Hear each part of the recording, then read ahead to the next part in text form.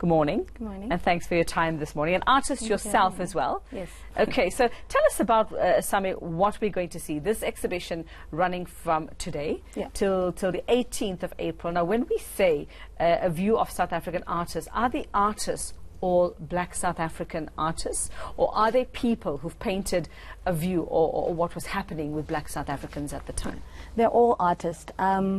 The exhibition is primarily composed of the Fort Hare University collection, which was started in the early 60s when the university, of course, started its fine arts department. De Beers then donated some money, which subsequently the university used to build a gallery for the collection. Over the years it grew, and it was they were only collecting black artists, black South African artists. Okay, so this is from the 1970s to the 1990s? 1990s. It's used very loosely, kind of to mark the era. Okay, yeah. So what can we expect to see when we look at this? I mean, we're looking at the 1970s, we're looking at a time of change when we go into the 1990s. Sure. Are you able to see the mindset of that time? Are you able to see the change in mindset also and experience of these artists? I think that's what I was trying to that's what I was trying to explore with putting the collection together, because obviously as you're collecting, you know, there's different mediums, there's different artistic expressions, and the challenge of a curator, of course, is to put all of this in a room and make it sense, you know, make it make sense to tell a story, review. I suppose, exactly. The narrative has to follow some kind of a story or a historical chronology that I suppose poses questions to our viewers about what these artists were actually engaging in. Who are some of these artists? So we have the early modernists, what I refer to as the early modernists, Gerald Sekoto, of course, George Pemba, and of course Ernest Mangoba.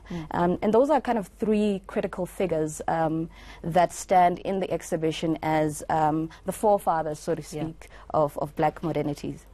Well, I mean, from what we can see, it's absolutely astounding, just the work, and you can feel it pulling at your heartstrings, you know, just some of these pictures that we are showing. And I mean, you know, you have to think that artists going back, black artists, were so hard done by, and this was there for the world to see, and it never got to see these things. So Indeed. I mean, you know, what should we take from this when standing in front of this exhibition and looking at all of this? Well, what I try to do is pull out themes, you know, visually, hence the title itself, A Black Aesthetic.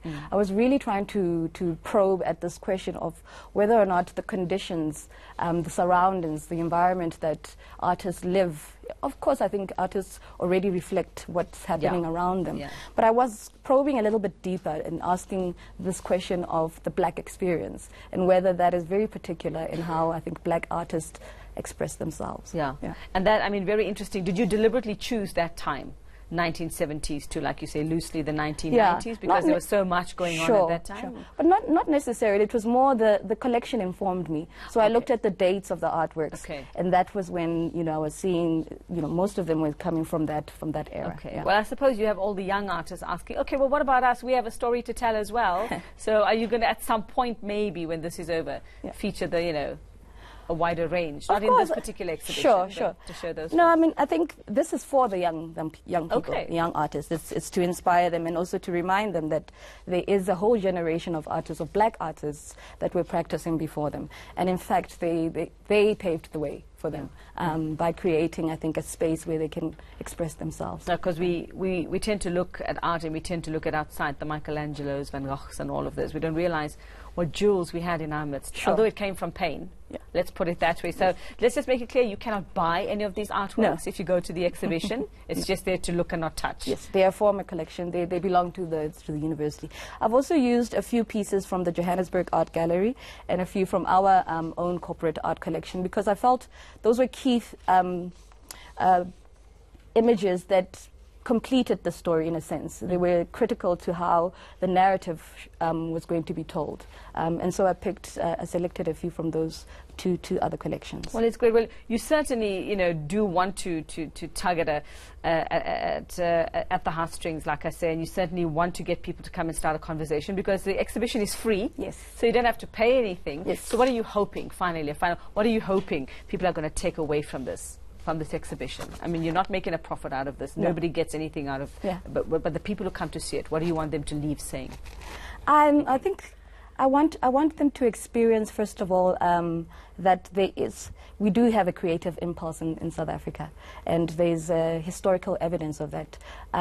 There's also, I also want people to see themselves in these images, that these were a record of a time, I think, when black people were really not kind of represented in a dignified way. Yeah. And these works, I think, do that. They kind of see it. Yes. This is what it looked like. Indeed, yeah. Okay, well, thanks very much. That's Dr. Same Ndluli from the Standard Bank Gallery. That exhibition, A Black Aesthetic, a view of South African artists. You can see it, you can view it from today, the 22nd of Feb to the 18th of April.